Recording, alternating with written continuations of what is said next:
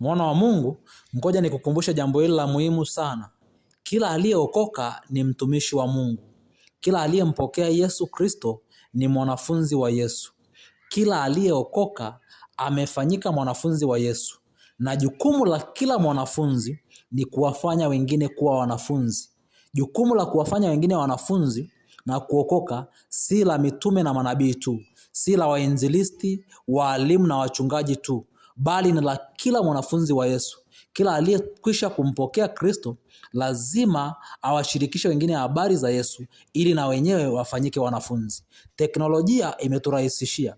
Tuna platform nyingi sana za kuwashirikisha wengine habari za Yesu. Ngoja nikuulize mwana wa Mungu, wewe unaitumiaje simu yako? Wewe unatumiaje mitandao yako ya kijamii? Una account ya Facebook, una account za mitandao mingine tofauti tofauti.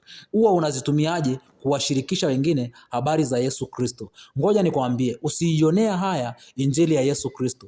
Jambo hili kwenye hukumu siku ya mwisho utalitolea hesabu.